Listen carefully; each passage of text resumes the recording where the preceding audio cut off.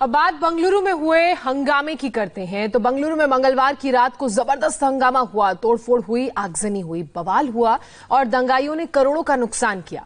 अब कर्नाटक सरकार हिंसा में शामिल लोगों से नुकसान की भरपाई के लिए वसूली करने की योजना बना रही है।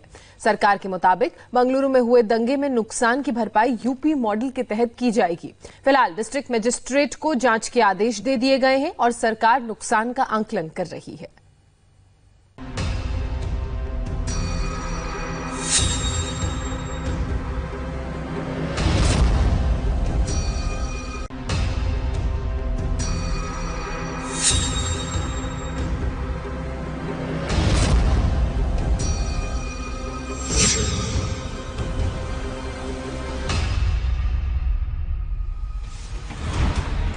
मंगलवार की रात को सैकड़ों दंगाइयों ने बेंगलुरु शहर को जलाकर यहां की शांति व्यवस्था को धुआं-धुआं कर दिया था। करोड़ों की सरकारी संपत्ति को तहस-नहस कर डाला।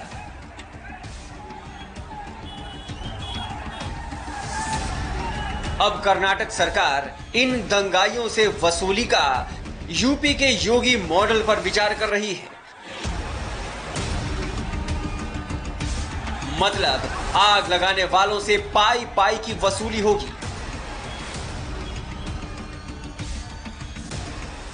यूपी में योगी आदित्यनाथ जी ये कठिन इंप्लीमेंट करने के बाद नियंत्रण में हुई सीएए के संदर्भ में उस तरफ से कानून लगा करने के जरूरत है, जनाभिप्राय है। दंगा किया है उसका असेट रिकवरी करने का जरूरत है। जनमत तो वही है। कर्नाटक सरकार ने तैयारी शुरू कर दी है। दंगे के सीसीटीवी फुटेज खंगाले जा रहे हैं। वीडियो से एक एक चेहरे की पहचान हो रही है।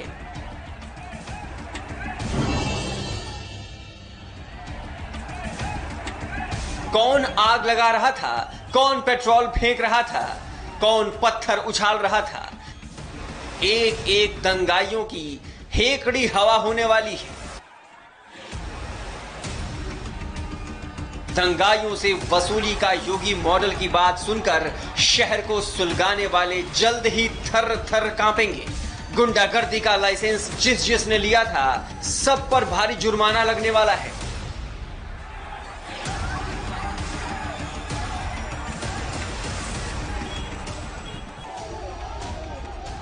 ये आज का इश्यू नहीं है।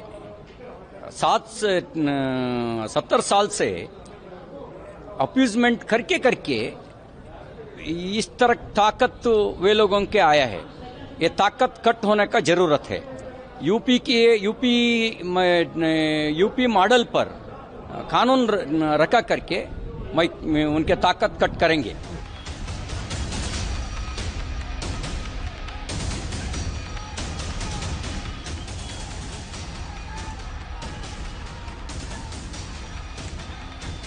मतलब अब छिपने से कुछ नहीं होगा।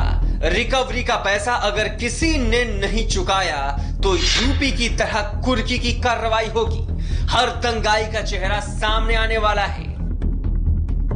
बुधवार को देर रात हाई लेवल मीटिंग हुई और इसमें तय किया गया कि फिलहाल डिस्ट्रिक्ट मजिस्ट्रेट इस हिंसा की जांच करेंगे।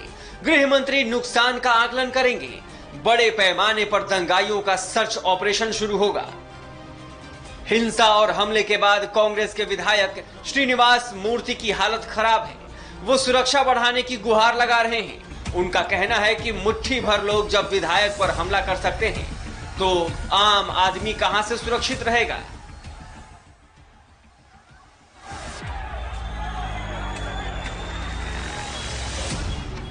घर में आग लगो है, उसको फोन करको है पुलिस इन्वेस्टिगेशन में उसका ऊपर एक्शन लेने कौन गिरन दे उसका ऊपर एक्शन लेना और फोन भी नहीं करना। ऐसा एक एमएलए को करे तो फिर एमएलए को करे तो दूसरा को क्या कर सकता है। को कांग्रेस के विधायक के घर से बवाल शुरू हुआ। विधायक के भांजे पर आपत्तिजनक पोस्ट का इल्जाम था। पोस्ट वायरल होने लगा और एसडीपीआई नाम का संगठन हिंसा की साजिश रचने लगा। ऑर्गेनाइज्ड तरीके से शहर में दंगा करने का प्लान बना। हमले के लिए 4 स्पॉट पहले से तैयार कर लिए गए थे। ये माहौल 5 अगस्त के बाद से ही बन रहा था। मंगलवार की रात को 4 ग्रुप बनाए गए, हर एक ग्रुप में 500 लोग थे। एसडीपीआई के इशारे पर 2500 की भीड़ अचानक इकट्ठा हो गई। बवाल के बाद अब एसडीपीआई के प्रवक्ता मुजम्मिल पाशा को पुलिस ने गिरफ्तार कर लिया है, क्योंकि मुजम्मिल पाशा के 1-2 नहीं, कई भड़काऊ वीडियो मिले हैं।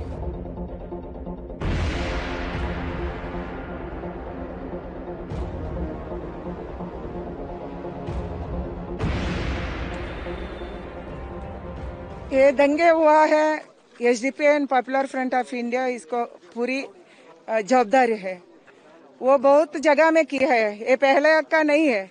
मैंगलोर पुलिस स्टेशन को अटैक किया एंड पादरायनपुरम में अटैक किया। उसके बाद तनवीर सेठ मैसूर में कांग्रेस का शासक को, विधायक को अटैक किया। अभी केजेहल्ली एंड डीजेहल्ली में कर रहे हैं। हिंसा में शामिल संगठन वाले बोल रहे हैं कि अचानक से भीड़ भड़क गई। तो सवाल है, जब निशाने पर विधायक था तो मंदिरों को क्यों तोड़ा गया? मंदिर के पुजारियों पर क्यों हमले किए गए?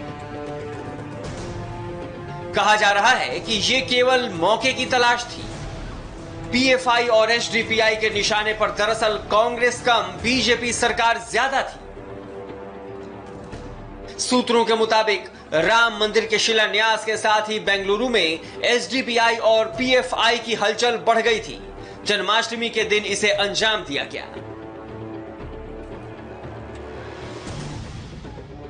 गुस्साई भीड़ को जब ये पता चला कि नवीन को इस पुलिस स्टेशन में गुस्साई भीड़ को जब ये पता चला कि आरोपी नवीन को इस पुलिस स्टेशन में भी लाया जा सकता है, तो तकरीबन 100 से 150 लोग तत्काल इस पुलिस स्टेशन पर पहुंचे। और उसके बाद इस पुलिस स्टेशन का क्या हाल हुआ वो आप इन तस्वीरों के जरिए समझ सकते हैं। यहाँ पर पुलिस स्टेशन के बोर्ड को पूरी तरह से तोड़ दिया गया। पुलिस स्टेशन के अंदर जो एक होयसाला, जो यहाँ की पीसीआर वैन है, उस पर अटैक किया गया, उसे पूरी तरह तोड़ा गया। इसके बाद कुछ ही मिनटों बाद, यहाँ पर ज़्यादा नुकसान आप नहीं देख पाएंगे क्योंकि कुछ ही मिनटों बाद इस बात की जानकारी मॉब तक पहुँच गई कि शायद आरोपी नवीन को डीजे हल्ली पुलिस स्टेशन ले जाया जा रहा है। यही वजह थी कि यहाँ से लोग तुरंत डीजे हल्ली पुलिस स्टेशन के बाहर चले गए। वहाँ पर पहले से ही 100 से 150 लोग मौजूद थे। इस तरह से तकरीबन 300 से 400 की भीड़ वहां पर इकट्ठा हो गई और वहां पर सबसे ज्यादा तबाही मचाई गई, सबसे ज्यादा वाहनों को आग लगाई गई और पुलिस स्टेशन में भी सबसे ज्यादा क्षति वहीं पर की गई। उपद्रवियों ने सोचा था कि आग लगाकर भाग जाएंगे, अपने घरों में छिप जाएंगे, शहर से भाग जाएंगे। सबको यही उम्मीद थी कि कौन पकड़ता है और क्या कार्रवाई होती है। लेकिन कर्नाटक सरकार ने बता दिया है कि कर्नाटक भी अब योगी के रास्तों पर चलने वाला है। T Raghavan, India TV, Bengaluru. और यूपी के अलीगढ़